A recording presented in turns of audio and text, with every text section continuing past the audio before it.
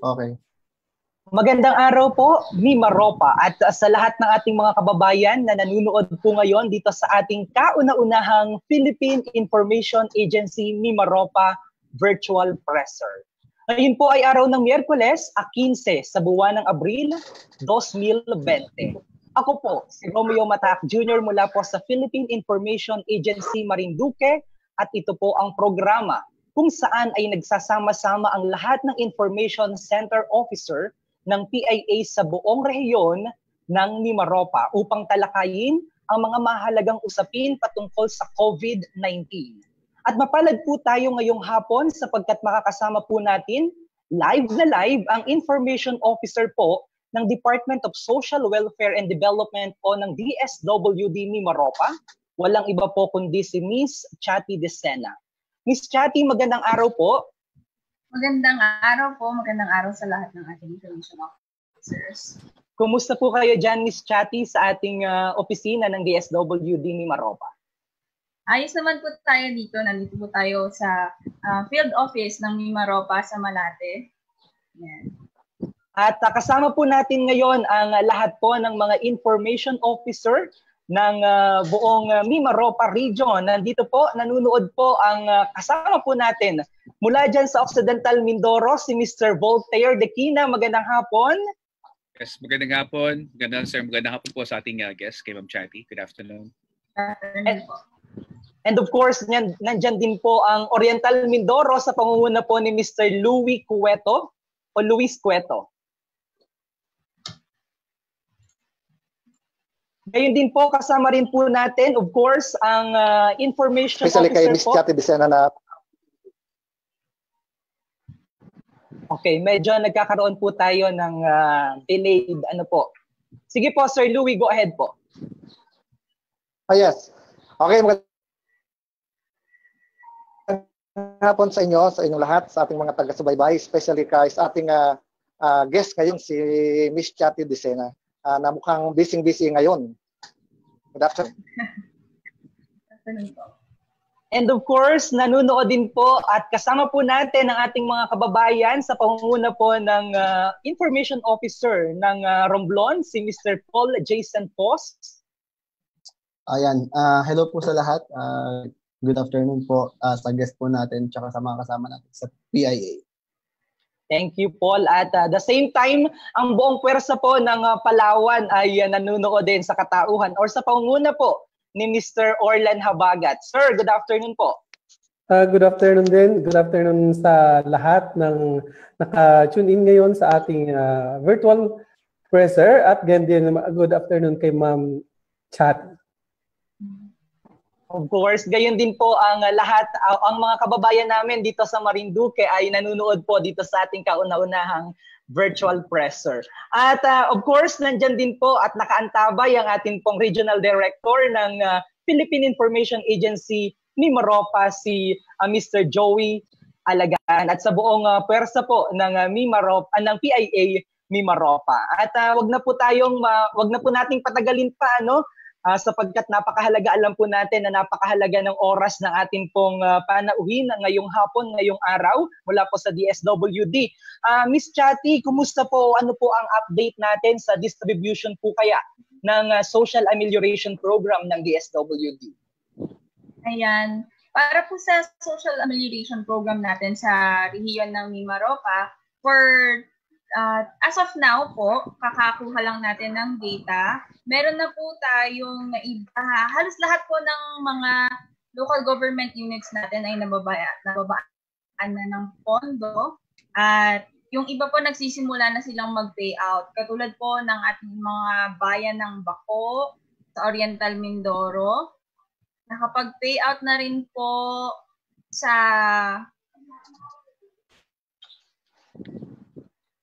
San Teodoro, gayon din po sa Puerto Galera at Socorro. Yung iba naman pong local government units ay patuloy pa rin po yung kanilang ginagawang pag-schedule ng mga pag-payout or distribution ng ating Social Amelioration Program dito sa ating rehiyon ng Mimaropa. So sa kasalukuyan po, ang total po ng fund natin, downloaded fund po natin from the central office ay 2,055,372,794 para po yan sa buong region ng Mimaropa. At ang mabibigyan po nito, ang bilang po ng pamilya mabibigyan nito ay, ang total po ay nasa 411,157. So yun po yung ating target na beneficiaries dito po sa ating rehiyon ng Mimaropa. So sa ngayon po, tulad po ng sinabi ko, unti-unti na po yung pagsasagawa ng payout or distribution sa iba't ibang mga local government units po natin sa rehiyon. Maliban po dyan, Ms. Cathy, baka may mga magaganda pa pong balita ang DSWD Mimaropa para sa ating mga kababayan. Bago po tayo magtungo doon naman sa mga questions and concerns ng ilan po nating mga kababayan. Ayan, ganyan din po, tulad ng sinabi namin, yung iba pong mga bayan, nagsisimula na rin po silang mag-distribute. So, ini-schedule lang po since katuwang din po naman natin ang DSWD, ang lokal na pamahalaan, at pang ahensya tulad ng AFP, Armed Forces of the Philippines, ang PNP, katuwang din po natin sila dahil sa pamamahagi po, yung iba po ay, i-clarify ko lang po, yung iba po ay nagbabahay-bahay talaga para mapuntahan po ang bawat isang pamilya, kwalipikadong pamilya, at yung iba naman po ay nagsasagawa sila ng payout kung saan pinapatawag yung mga kwalipikadong pamilya na nakapasa po dun sa assessment natin at pinapupunta sila sa mga covered court or sa munisipyo, sa City Hall at isinasagawa po dun yung payout. Of course, stringent pa rin po yung measures natin na isinasagawa para masiguro na in the middle of the crisis na pinakaharap natin ngayon ay nagsa-social distancing pa rin sila, in-observe pa rin ang social distancing. Meron pa rin tayong isinasagawang pag-disinfect. Tapos, pinapaalalahanan pa rin ng lahat na magsuot ng mask. So, isa pa po dyan, ang ating pong Pantawid Pamilya, ang ating miyembro ng Pantawid Pamilya, kung natandaan po natin, ay kabilang din po sila sa mga makakasama sa Social Amelioration Program. At yung mga Pantawid Pamilya po natin na mayroong cash card or ATM card na mula sa Landmark of the Philippines, ay nakuha na rin po nila ang kanilang additional na ayuda or emergency subsidy mula sa Social Amelioration Program. At meron na po tayong total na 187, that's 195,187 na beneficiaries ng Pantawid Pamilya o for Peace na nakakuha na po ng kanilang additional na emergency subsidy mula sa Social Amelioration Program. Ayan po. Maraming salamat po, Ms. Cathy, sa inyo pong update. Alam po namin na kayo ay sobra na po ang pagod dyan sa DSWD sapagkat alam din po namin na kayo ang pinupuntahan ng ating mga kababayan, lalo na po yung mga kababayan natin na nagtatanong patungkol naman po doon o kung kailan po nila matatanggap o doon sa mga kababayan po natin na hindi pa po nakakatanggap noon pong Social Amelioration Program. At kung may katanungan po, unahin po natin si Mr. Voltaire Dakina ng Occidental Mindoro. Baka meron po siyang katanungan para po sa inyo. Mr. Bong? Yes, hello Ma'am Chatty. Good afternoon ulit. Clarify lang po namin yung ating pong beneficiaries para po sa ating SAP, sa ating Social Amelioration Program. Lumalabas sa national TV, napapakinggan natin na yung basis for the beneficiaries ay kinuha pa sa data ng DSWD way back 2015. Ito pa rin ba ang ginagamit nating data as of now? Yes, sir. Actually, the 2015 data po is the latest. Though nagkaroon po tayo ng listahanan update, yung kung matatandaan po natin, yung round 3 ng listahanan, which we did last year, later last year, at early this year po, hanggang January. So yun po yung ginawa natin. Ginawa po natin yung listahanan, round 3 assessment, household assessment, neto lang. So hindi pa po ganun nasala yung ating listahan. Kaya po, ang ginamit natin ay yung pinaka-latest po na inaral naman po ito ng ating central office at inaral din po ito ng DOF, ng DBM, at nag-add po sila ng 10% doon sa population na yon para po makover yung sinasabi natin na pagtaas ng population, of course, at yun po yung pinagbasihan natin. So kaya yun po yung ginamit natin dahil yun po yung latest, at sa ngayon po ay inaayos pa rin po yung ating listahanan household assessment figures na ginawa po natin nitong katatapos lamang po ng January.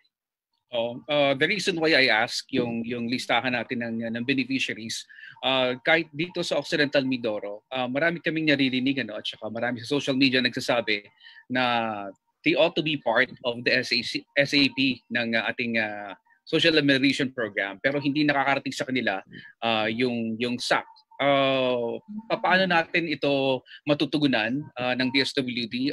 Tayo ba ay i-maintain ba natin yung ating estratehiya na kung sino yung nakalista, sila muna ang bibigyan, or tatanggap ba tayo ng mga bagong beneficiaries na sa tingin natin ay nangangailangan din ng tulong mula sa pamahalaan?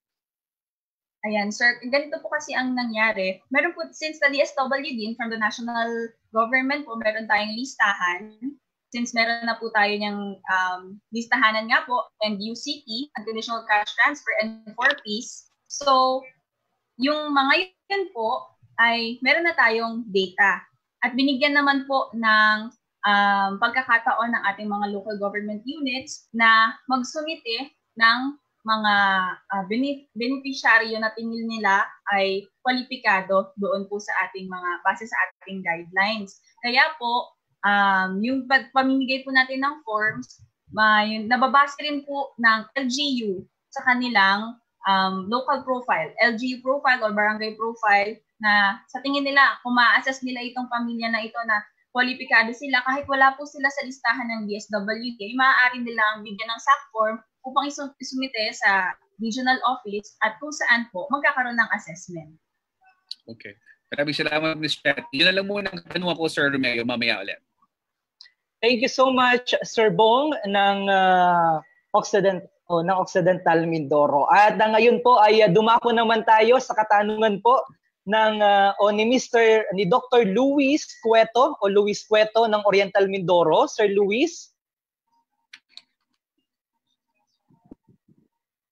Okay, good afternoon. Chat 10, ganito. Meron po tayong mga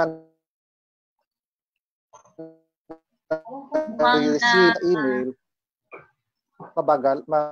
Opo, mukhang napuputol, sir, yung... Nakikirinig ba? Sir Louis, medyo meron delayed po, pero dire-diretso lang po kayo sa inyong katanungan. Please go ahead po. Okay. Sa kabila ng pagbibigay nyo ng payout na sinabi mo kanina na nabigyan na ang Baco, San Teodoro, Puerto Galera at Socorro, meron pa rin po tayong mga mamamayan, mga benepisyaryo na nagtatanong bakit daw po ba parang mabagal ang distribution ng social amelioration na to na ayuda ng DSWD sa lalawigan ng Oriental Mindoro. Ano pong masasabi niyo dito?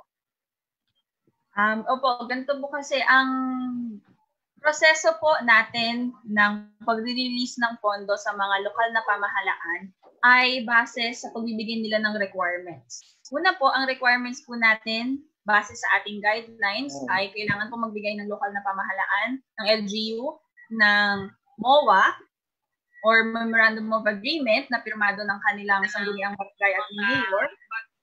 At pangalawa po ay project proposal kung saan nakalagay kung ilang beneficiaryo ang na-assess nila at nakita nila na nangangailangan ng tulong mula sa social amelioration program. At pangatlo po, yung kanilang bank account. So, yun po, yung tatlo po na yan. Kapag kompleto na po nila yan, ibibigay po nila sa DSWD at doon po magsisimula ang DSWD na iproseso ang pag-transfer sa kanila ng pondo. So, hindi po sabay-sabay ang lahat ng lokal na pamahalaan. For example po, kung nauna po ang bako, ibig sabihin po nun ay nauna po silang magbigay ng mga requirements na ito at nauna rin po sa kanilang ibaba yung ating pondo. Okay. Yes, ganun po. So, as of now po, lahat na po ng bayan sa Oriental Mindoro ay nababaan na po ng pondo. Hinihintay na lamang po natin, of course, nasa strategiya ng lokal na pamahalaan kung paano po nila isasagawa o schedule ang payout.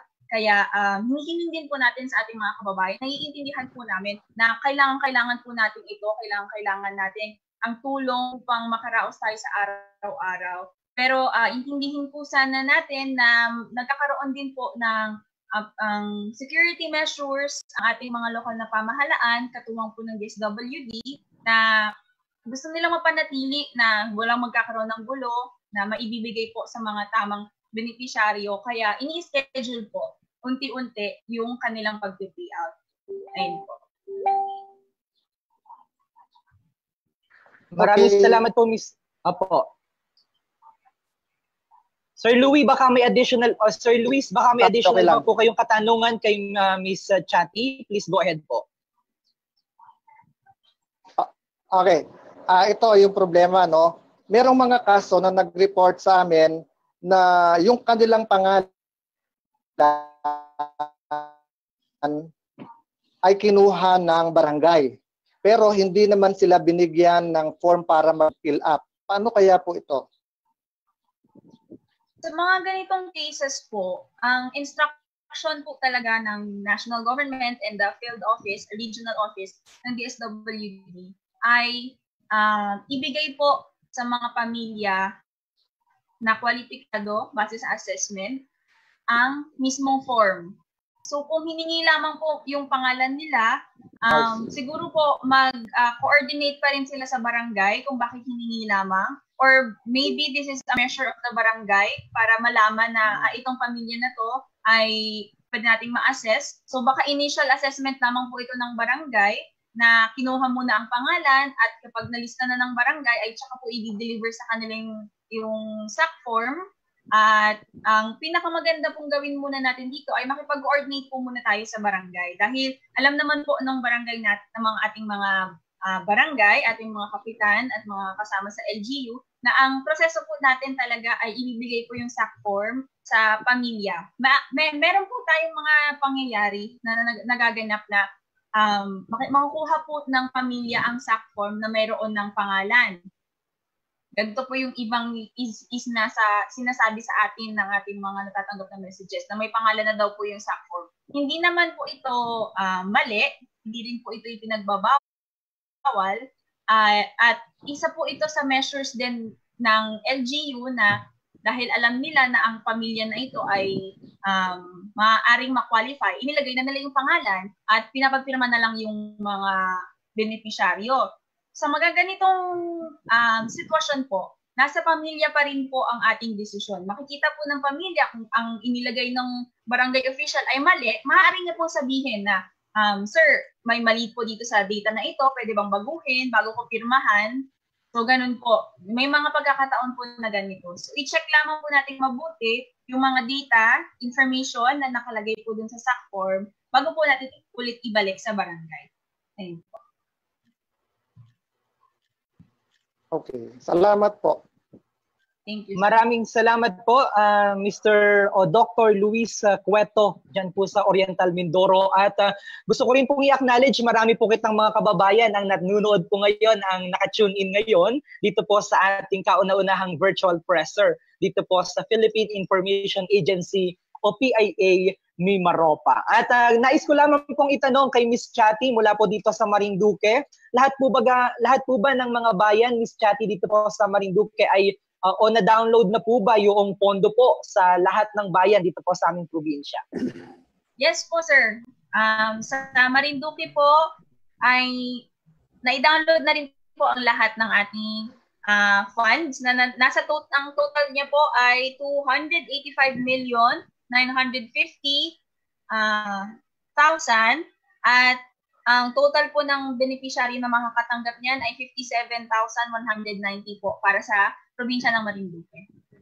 Opo. Ms. Chatty, regarding po dito sa fund o dito po sa na-download na pondo, since nandito na po yan sa mga munisipyo o munisipalidad dito po sa aming probinsya, meron po ba tayong time frame o iniatas sa lahat po ng ating mga LGU na dapat for this specific period, dapat po ay ma-release na yan o maibigay na po yan sa kani-kanila po o sa mga tao na dapat pong tumanggap ng nasabi pong ayuda?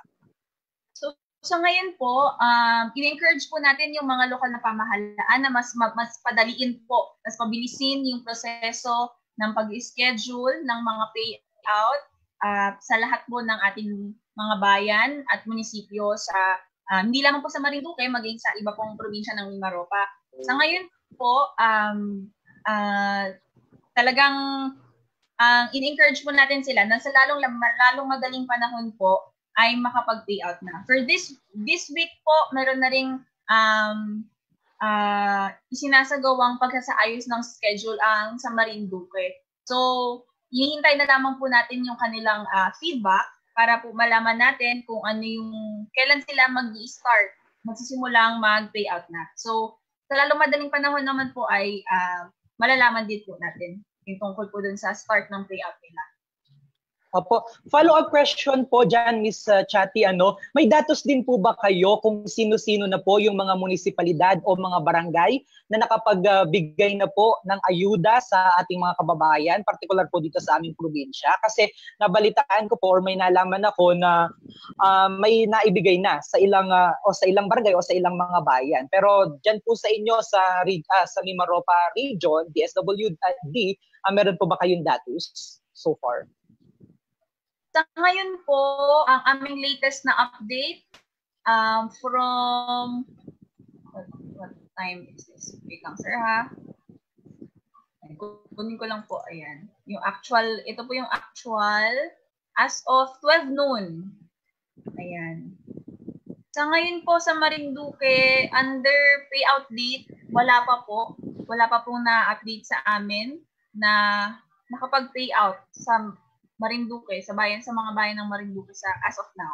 As of 12 noon, actually. So, hindi ko po sigurado kung ang next update po natin ay 8 p.m. today. So, baka po meron nang nag-payout this afternoon na hindi pa naibibigay sa atin. So, later tonight, makukuha po natin. But as of now, wala pa po tayong nakukuhang payout date from Marinduque. Marami pong salamat, Ms. Chatty, sa inyo pong ibinigay na detalye at impormasyon. At sa pagkakataon naman pong ito, ay darako naman po tayo sa probinsya po ng Romblon, kung saan po ay makakasama natin si Mr. Paul Jason Foss. Sir, go ahead po kung may mga katanungan kayo para kay Ms. Chatty. Ayan, so good afternoon, ma'am, sa mga kasama po natin ulit. Itatanong ko lang, ma'am, kasi sa mga LGU po na nabigay nyo na po yung pondo para po dun sa social amelioration program po ng DSWD. May time frame po ba kung hanggang ilang days dapat ma-release na po yung pondo na binigay nyo po sa kanila? Ang sinabi po natin sa mga lokal na pamahalaan ay sa lalong madaling panahon po ay maibigay na itong emergency subsidy sa ilalim ng social amelioration program.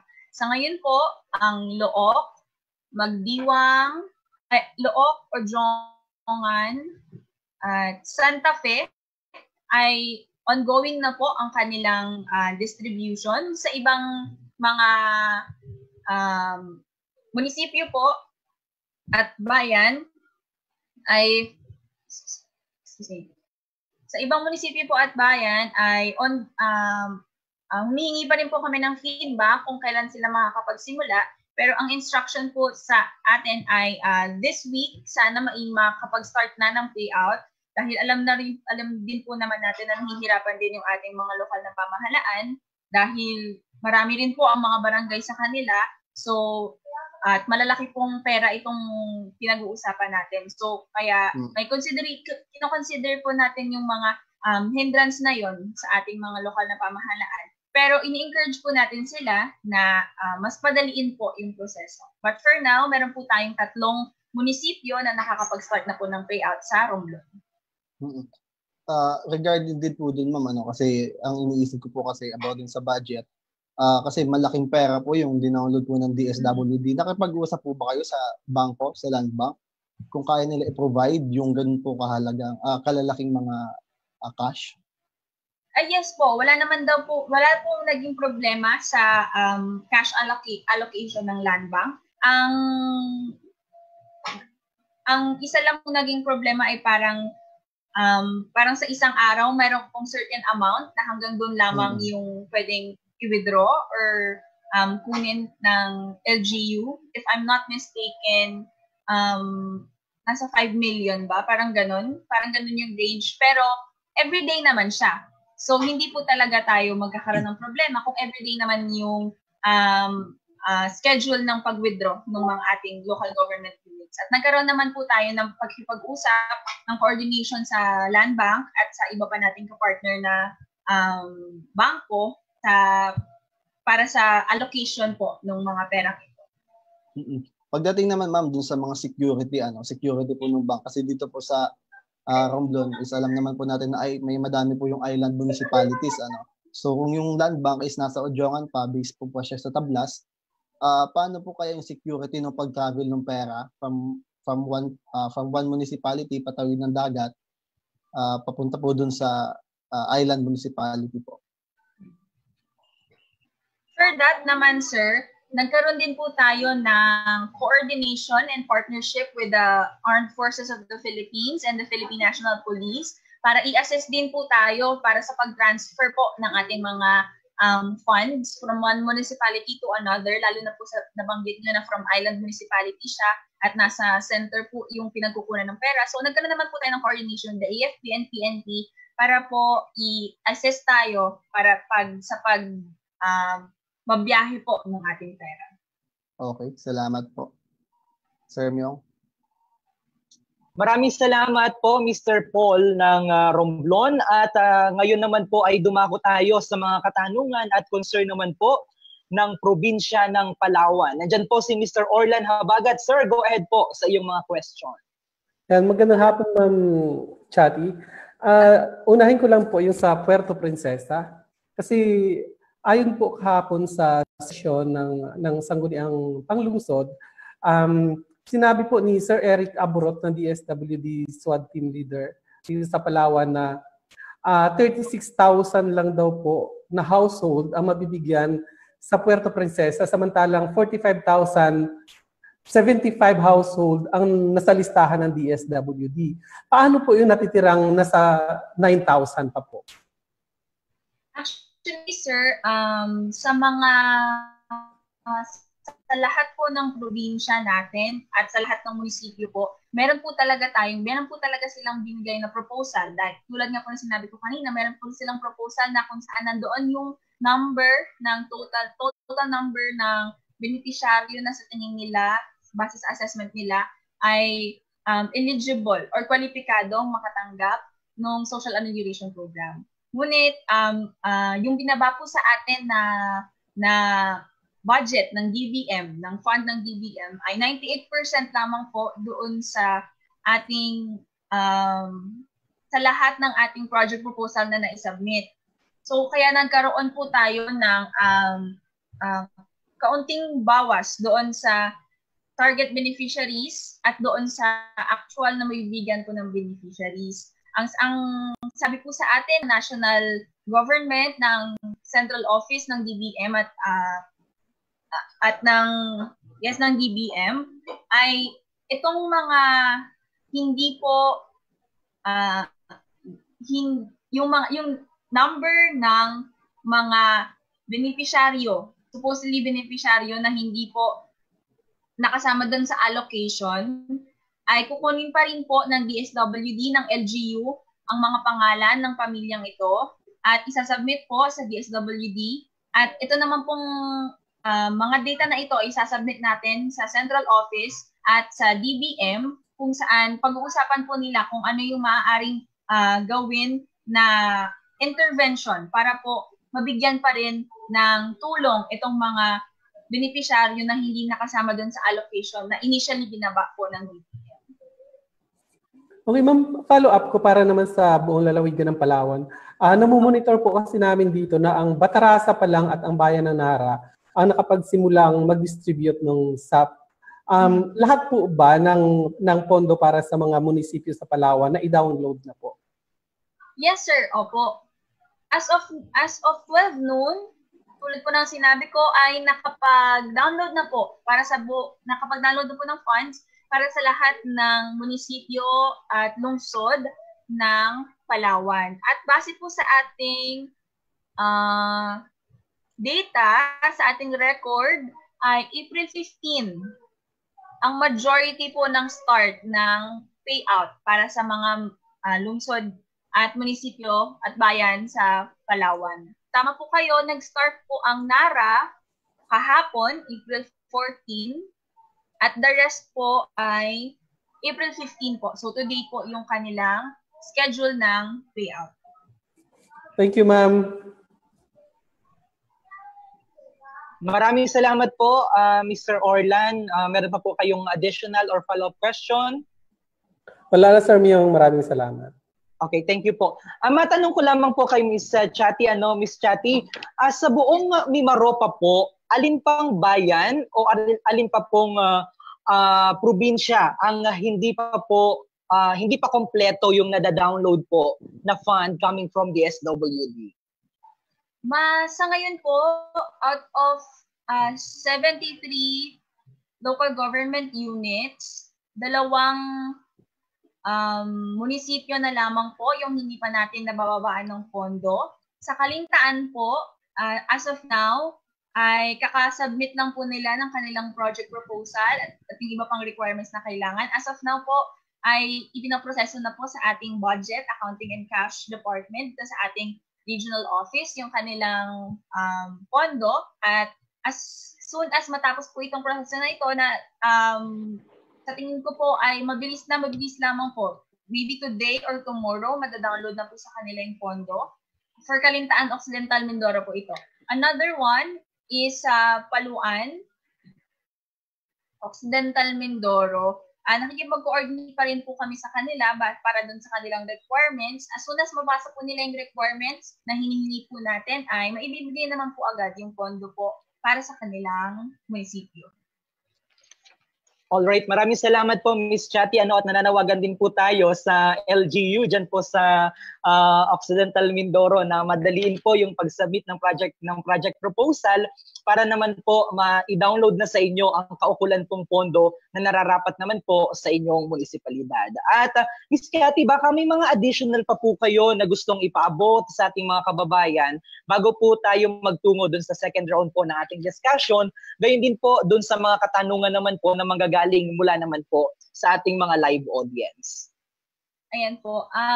Una po sa lahat, gusto po namin humingi ng paumanhin mula sa DSWD, Mimaropa, para po sa lahat ng ating kababayan na ang in-expect po nila ay lahat po ng pamilya ay makakatanggap dahil ito daw po yung naririnig nila, ito yung nababalitaan nila na lahat ng pamilya ay makakatanggap. Nais po lang namin ipaalala na base po sa ating guidelines ay 18 million for Filipino families po ang pondong ibinaba ng DBM para po dito sa programa na ito. At mula po doon ay may kabuuang amount lamang po ng 2,055,372,794 ang ibinaba po para sa Mimaropa. Ang ibig sabihin po nito na ang mabibigyan po ng tulong talaga mula sa Social Amelioration Program ay ating mga kababayan na pinakamahihirap at mga informal na sektor na naapektuhan po or nawalan ng pagkakakitaan dahil sa ipinapatupad na enhanced community quarantine. So, nakikiusap po kami, humingi po kami ng paumanhin sa ilang mga pamilya na hindi po makakover, hindi po makakwalipika dito sa ating Social Amelioration Program dahil inuuna po natin yung mga pinakamahihirap na ating kababayan na nangangailangan po talaga sa panahon ngayon. So, yun po. Yun lamang po at maraming salamat po. Maraming salamat po at Miss Chatty sa update. At balikan po natin si Mr. Bong Voltaire Dequina ng Occidental Mindoro kung meron pa po siyang mga katanungan para po sa inyo. Yan, maraming salamat, Sir Remeo. Ma'am Chatty, medyo may mga ilang questions po dito galing po sa ating mga local media friends ng Occidental Mindoro. Pero unahin ko lang, total, nakapagbigay ka na ng update para po sa Kalintaan at saka sa Paluan at medyo na-delay nga yung kanilang pag-submit ng kanilang mga documentations. Yung ibang mga bayan na nandito po sa lalawigan, nakapag-payout na po ba sila? Sa Occidental Mindoro po, as of now, wala pa po tayong updates from Occidental Mindoro kung kailan yung kanilang payout date.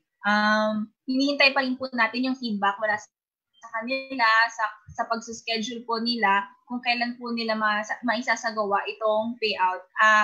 Naiintindihan po namin, sa understanding po namin, ay talagang inaayos po yung schedule para po masiguro na hindi magkakagulo at ma-maintain pa rin po yung social distancing. At sa pagkakaalam ko po, meron ding mga barangay na pinag-aaralan po na bahay-bahay talaga ang pagbibigay ng ayuda.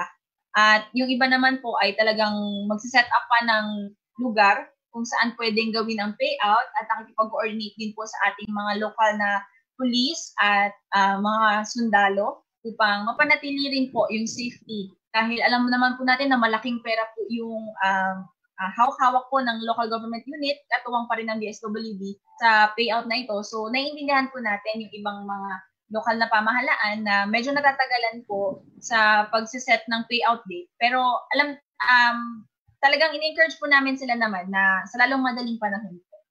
Opo, maraming salamat, Ma'am Chatty. Ma'am, para lang po maintindihan ng mga nanonood ng mga mamamayan ng Mimaropa, may binabanggit ang DSWD na kailangan pa magkaroon tayo ng validation. Yes. Isasagawa pa rin pa po ba ito? Don't you think na kung magkakaroon pa ng validation para sa mga recipients, higit na lalong tatagal yung pamimigay natin ng ating tulong sa kanila? Actually, sir, doon po sa ginagawa natin, dahil po, kung matatandaan niyo po, ang ating pamimigay ng ayuda ay para sa 2 buwan. So, yung initial payout po natin ngayon, ang makukuha pa lamang po nila ay para sa 1 buwan po. So, kaya ginawa po ng DSWD at ng national government na sa ngayon ay upang maibaba ang fund sa local government, ang kailangan lamang ay MOA, project proposal, at kanilang bank details. Kung mapapansin niyo po, doon sa requirements natin ay wala pa yung validation.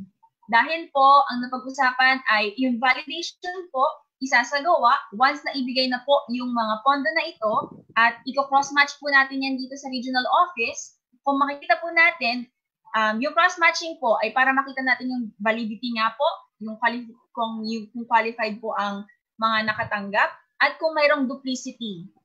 Kung ganun po, kung sa duplicity po, ang magiging intervention po natin dyan ng DSWD sa pangalawang payout ay hindi na po sila makakatanggap since nakatanggap na po sila sa una. So ito po yung proseso ng validation na sinasabi natin na kapag naibigay na po yung unang tranche ng payout, ay saka po tayo magsasagawa ng patuloy na validation para makita po natin na walang maduduplicate, walang madodoble po doon sa ating mga nabigyang beneficiary. Okay, ma'am, klaro lang natin, when you say duplication, or ibig sabihin po ba nito na tulong mula sa ibang ahensya? Kasi we know na nagbibigay din po ng tulong ang Department of Agriculture, ganoon din po ang ating pong DOLE. Yes, sir. That's one po. And another, kung sabihin natin na itong isang pamilya na ito ay nakatanggap yung isa niyang kapamilya dito sa munisipyo na ito at merong sa kabilang munisipyo ay pangalan din niya yung nakalagay, isa rin po yung maaaring duplicity na mangyari. Pero tama po kayo, yung duplicity po na pamimigay ng tulong mula sa DOLE, sa DA, at pinapaalala po natin kasi na kapag po nakatanggap na kayo sa isang ahensya under ng SAP, kunyari po ay nakatanggap na kayo sa DOLE, hindi na po kayo maaaring makatanggap mula sa DSWD or sa DA. So ganun po. Isa lamang po talaga. Okay. Madam, kunin ko na po yung pagkakataon. Binanggit niyo po kanina na sa pamamahagi po nila, isasagawa natin yung validation. May binabanggit po sa taas ang IATF, IED o EID na kapag napatunayan ang isang barangay captain o ang barangay official ay namili ng kanyang pagbibigyan at hindi naman karapat-dapat yung mga binigyan nila ng stock form, tutulong po ba o papatawag po ba talaga o kakasuhan po ba ang mga ito? Sa proseso na ito, sir, sa tingin ko po ang talagang makakasagot ay ang DILG po. Since hawak po ng DILG ang ating mga local government unit. Pero sa atin po sa DSWD, talaga naman pong nagtitiwala po tayo sa ating mga lokal na pamahalaan, sa ating mga barangay, na sundin po yung tamang proseso, yung tamang guidelines ng pag-a-assess po ng ating mga pamilya. Dahil itong panahon na po ito, hindi po ito panahon upang magpolitika o maglamangan po tayo sa ating mga kababayan dahil alam po natin na lahat po ay nahihirapan, lalong-lalo na po yung mga mahihirap. Kaya panawagan din po namin ng DSWD sa ating mga barangay captain. Alam po namin na nahihirapan talaga sila dahil marami rin po ang bumabatikos sa kanila. So, ngayon po, alam namin na ginagawa po ng ating mga lokal na pamahalaan ng lahat ng kanilang makakaya upang maayos na maisagawa ito. Kung meron man po tayong papatunayan na talaga pong lumabag dito ay sa DILG na lang po natin ang kanilang kaso, ang kaso na ganito. Last 2 questions na lang po. First question from Mindoro Gardens po ng dito po sa Lalawigan. Tinatanong po nila yung kanilang mga miyembro ng senior citizens. Kasi noong una, parang nababasa natin na lahat ng senior citizens pwedeng tumanggap ng SAC. Ano na po ba yung policy? Ito po ba yung mga senior citizens na talagang higit na nangangailangan? Or if you're a senior citizen and nakalista ka naman sa DSWD, tatanggap ka ng sa social amelioration program? Ayan. Katulad din po, sir, nung ating sinabi doon sa pagpili ng pamilya na hindi po lahat ay makakatanggap, na hindi kasi po meron po tayong talagang kalituhan dun sa classifications natin na ibinaba dahil meron po tayong nakalagay doon na buntis, senior citizen, PWD. Pero kung itong mga miyembro ng pamilya na po ito ay nabibilang sa pamilya na medyo nakakaangat naman po at hindi naman natin maituturing na talagang poorest of the poor, ay hindi po muna sila yung ating prioridad. Doon naman po sa may tatanggap na pension or yung sa natatanggap na social pension program ng DSWD, meron po tayong understanding dyan na kahit po ang isang senior citizen ay miyembro ng social pension program ng DSWD, pero kung ang pamilya po na kinabibilangan niya ay ma-assess na bilang kwalipikado doon po sa ating guidelines ng social amelioration program, ay makakatanggap pa rin po yung pamilya niya ng ayuda, ng emergency subsidy mula sa SAC. So, ayun po. Okay, last question po. Mula po ito sa Bay FM po naman po daw. Kailan daw po kayo magkakaroon ng updating ng mga, siguro po after na po ito ng ECQ natin, ano po? Kasi parang madami pa raw pong nabinbin na tulong na dapat makuha ng mga taga-lalawigan, especially dumaan po yung Tisoy at saka Ursula. Magdadagdag daw ba kayo ng mga tao by anytime soon para may baba na yung mga tulong sa mga taga-Occidental Mindoro?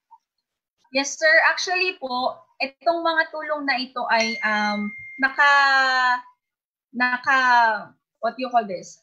naka-ready na po. Katulad rin po ng ating unconditional cash transfer. Naka-ready na po itong mga to, maging yung ating payout ng social pension. Kaya lamang po, naka-schedule na po yan nitong March po. As far as I remember, naka-schedule na po talagang bumaba yung ating mga staff.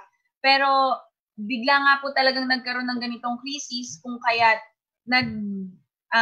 nahinto po yung ating pamimigay ng tulong. Pero as soon as malift po at mabigyan na tayo ng go signal na makatravel, since we all know na ang regional office po ng DSWD Mimaropa ay nasigdan dito sa Maynila, kapag nabigyan po tayo ng go signal ay tuloy-tuloy na rin naman po yung ating pagbibigay ng mga naantalang ayuda para po dun sa ating mga kababayan na nangangailangan po.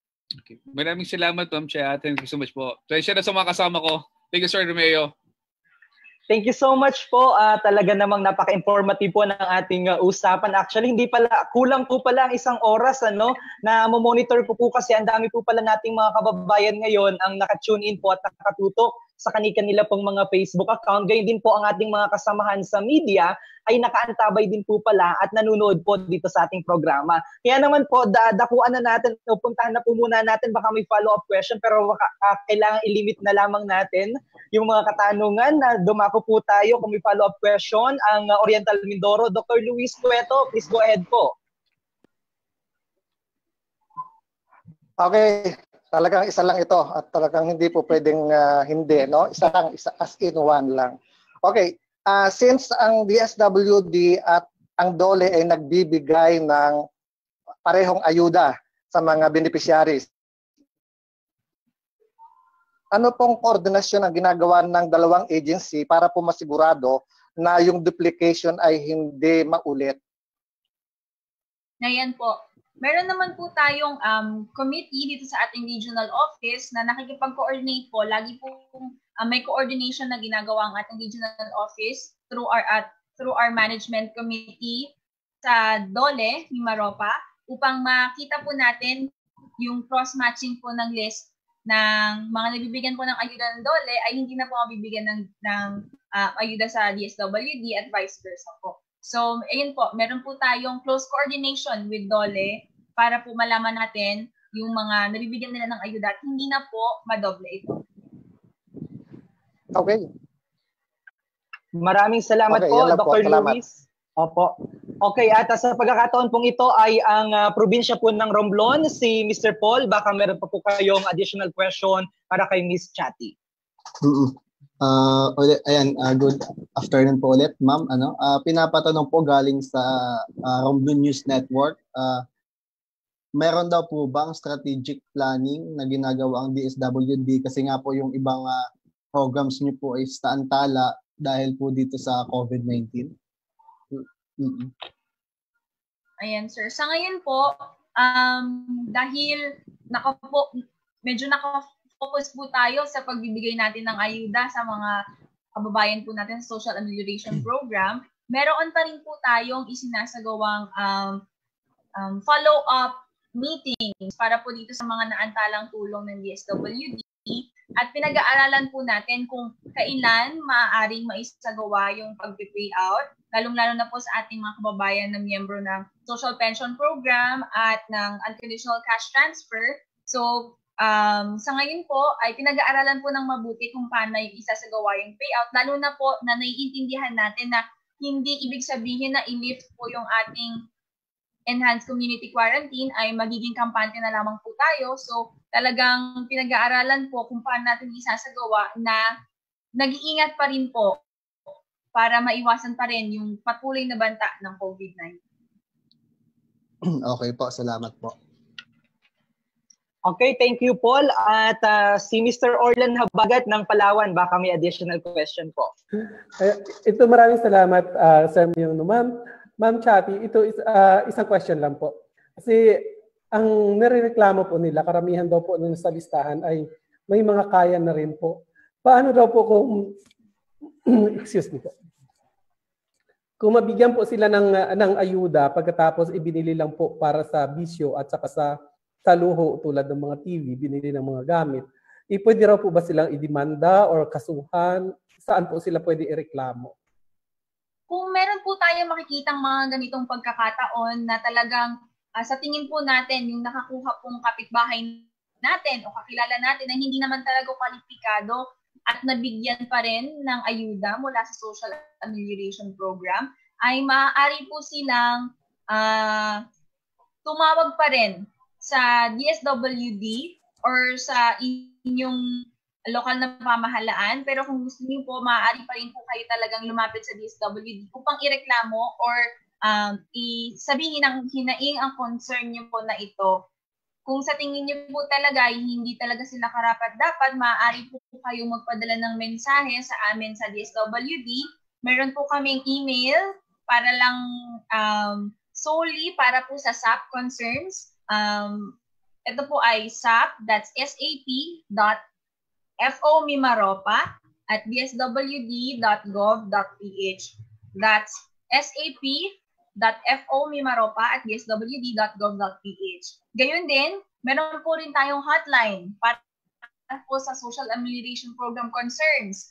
Ito po ay 0998-226-3646. Maaari po silang tumawag dyan. That's 0998-226-3646. Yung number na po yan na nakakatanggap po palagi ng mga tawag tungkol po sa social amelioration program.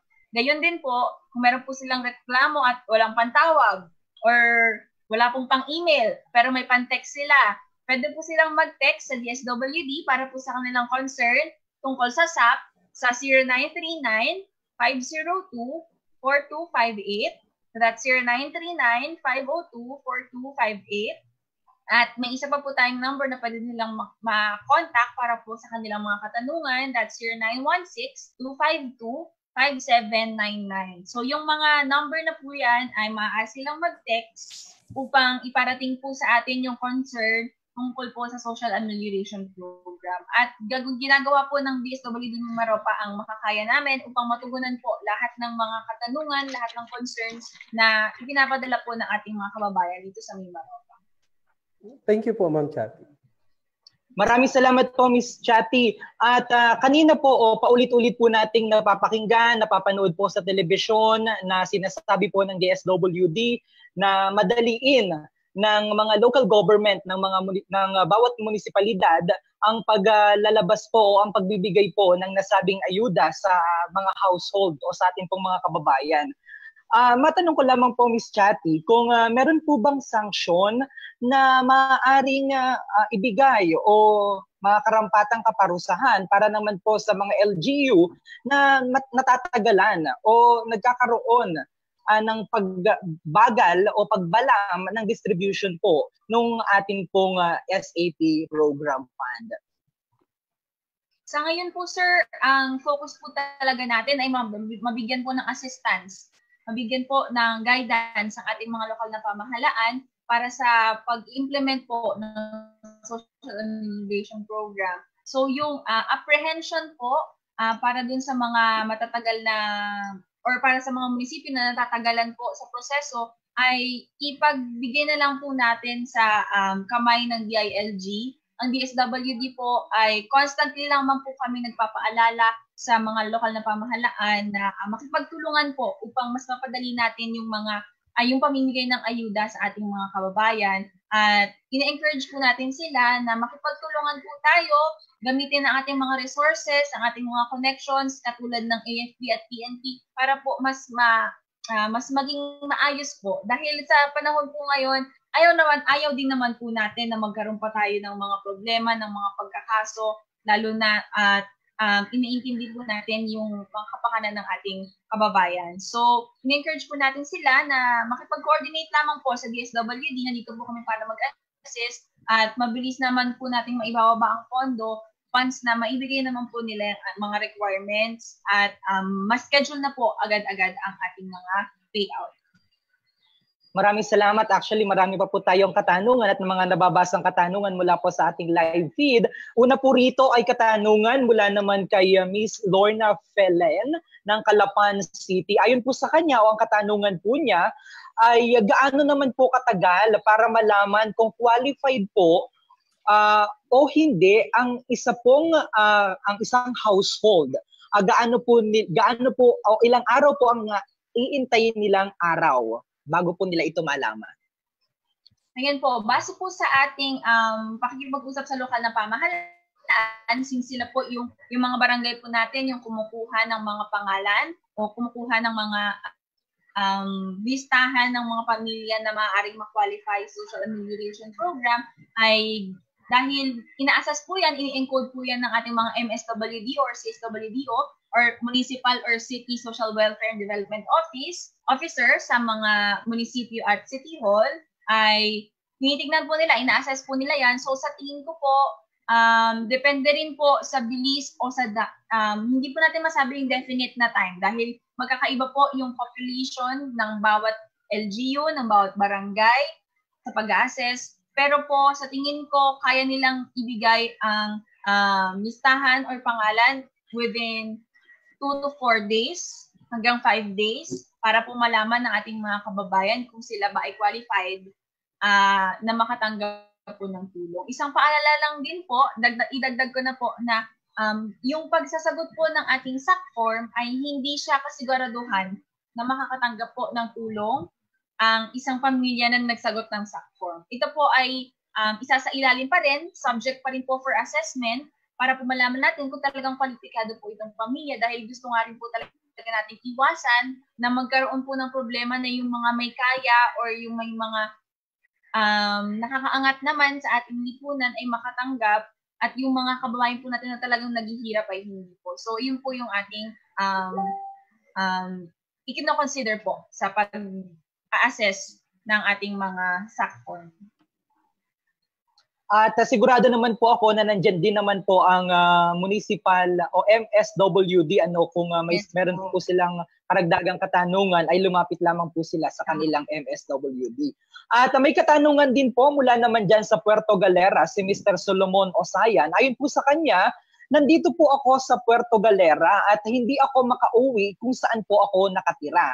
Ako po ay nakatira sa San Jose Occidental, Mindoro. Pero dahil naabutan po ako ng lockdown dito po sa San Jose Occidental, Mindoro, ay hindi po ako pinagsagot ng social amelioration card. Kasi ako daw po ay hindi taga rito sa Puerto Galera. May solo parent ID po ako. Paano po kaya ako makaka-avail o makakakuha po ng ayudang ito na SAP? O makakakuha po ba ako ng ayuda mula po sa social amelioration program ng DSWD? Sa mga ganitong pagkakataon po, hindi po natin sa pagbibigay po ng social amelioration card form or SAC form, hindi po isinasaalang-alang kung botante, kung dito nakatira, kung nagre-renta lamang ng isang pamilya. Ngunit, maintindihan po, ipapaliwanag ko rin po na ang pagbibigay po natin ng SAC form ay para sa per family po, hindi po para sa individual. So kung ang pamilya niyo po, kung kayo po ay naabutan ng lockdown, ay maaari po kayong humingi rin ng tulong sa barangay kung saan po kayo naabutan or sa munisipyo. At ipaalam lamang po ninyo sa kanila na kayo po ay naabutan ng lockdown. Dahil ito rin po naman yung ating ipinapaabot na impormasyon na tulong mula sa national government. At ito rin po yung sinabi ng ating Pangulo na kung sakali may mga ganitong ang pagkakataon ay yung mga local government units po ay tulungan naman itong mga individual na hindi qualify doon sa ating social amelioration program dahil per family nga po yung ating isinasagawa. So ayun po. Makipagtulungan lamang po, makipag-ugnayan sa lokal na pamahalaan upang mabigyan po ng tulong ang ating mga municipal at city social welfare officers naman po ay maaasahan naman po yan sa lahat ng oras. Kaya lumapit lamang po tayo sa kanila upang makahingi po tayo ng tulong. Okay, maraming salamat po Miss Chatty. Samantala ang oras na po natin ay 1 minuto na lamang bago sumapit po ang 3:00 ng hapon. At alam po namin marami pa pong mga katanungan ng ating pong mga Information Center Officer ng PIA Mimaropa. Baka meron pa po kayong katanungan na gustong ipaabot. Gayon din po ang ating mga kababayan pero kulang na po ang ating oras. At siguro po ay atin pong isasuggest na magkaroon ulit po tayo ng ganito pong virtual presser para naman po ma-address at masagot po natin ang katanungan po ng iba pa nating mga kababayan. At doon po sa nagtatanong, doon po sa mga numero na pwede niyong tawagan, maaari po kayong magpadala ng inyong mga mensahe sa sap.fomimaropa@dswd.gov.ph.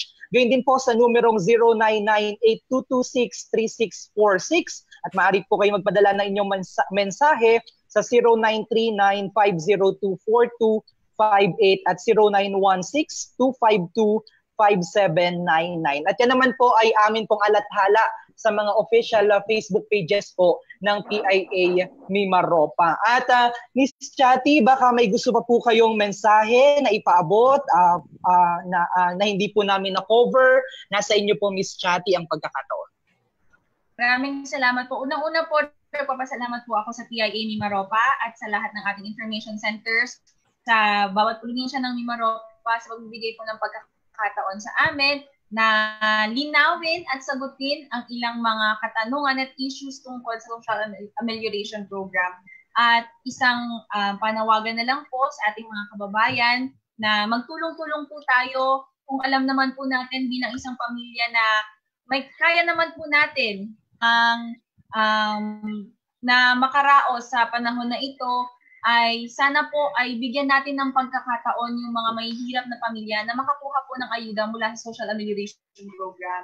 At i-assess na rin po natin sa sarili natin kung hindi naman namin kailangan ng tulong, kaya sana maibigay na lamang dun sa mas nangangailangan po. Kaya yan po, at kung meron pa po kayong ibang katanungan, at makikita nyo rin po dun sa narinig niyo po kanina sa mga contact details po, at makikita nyo rin po, sabi nga ni Sir Romeo, na sa kanilang pages at sa ating DSWD FO Mimaropa Facebook page po, at makikita nyo rin po yung mga contact details na yan, at doon po nakapost din ang mga frequently asked questions na maaari nyo pong pagkunan ng impormasyon kung kayo po ay mayroong pang ibang katanungan tungkol sa Social Amelioration Program. So, maraming salamat po at magandang hapon po sa lahat. Ayun, Miss Chatty, medyo may nakalimutan lamang po ako sapagkat kasama rin po pala natin si Mr. Lindon Plantilla ng PIA Mimaropa. Sir Lindon, baka may panghuling katanungan po kayo bago natin talagang tuluyang pakawalan o tapusin itong ating virtual presser na ito. Go ahead po. Sasabi lang natin dito, dapat tayo ay laging nananatili sa bahay, mag-face mask paglalabas, dumistansya sa mga amigo-amiga, at laging maghugas at maligo. Alright, maraming salamat po Mr. Lindon Plantilla, at sumapit na po. Ang bilis po ng oras. Actually kanina po ay medyo nag-worry ako baka kulangin yung kulang yung mga katanungan, pero ngayon po ay alas 3 na ng hapon o alas 2 minutos, makalipas po ang alas 3. Kaya naman po kami po ay nagpapasalamat sa lahat po ng ating mga kababayang nanonood o sumama dito po sa ating programa dito po sa kauna-unahang PIA Mimaropa Virtual Presser. At sa pangalan po ng aming Regional Director na si Dr. Jose Ruben Alagaran II, at sa lahat po ng bumubuo sa PIA Mimaropa, ako po ay nagpapaalam, Romeo Matac Jr., at nagpapaabot ng isang malustog na araw. Stay safe, stay home, and together we will heal as one. Tuwing sasapit ang alas 5 ng hapon, parangalan natin ang ating mga kababayan na nasa unahan laban sa COVID-19. Lumabas tayo sa pintuan ng ating mga tahanan. Dumungaw tayo sa ating mga bintana at atin silang bigyan ng masigabong palakpakan. Gumawa tayo ng ingay, ipagbunyi ang ating frontliners at ipahayag ang ating walang hanggang suporta sa kanilang kabayanihan. Gusto ko lang pong i-take itong opportunity ito para magpasalamat sa lahat ng mga doktor at nurses, especially yung mga nag-alaga po sa akin, sa buong Asian Hospital, at sa lahat po ng ating frontliners. Umawit tayo at sumayaw at ipakita ang ating talento bilang pagsaludo sa mga bayaning nasa unahan. Talunin natin ang COVID-19. Sama-sama nating pagalingin ang ating inang bayan. Kaya natin to. We heal as one.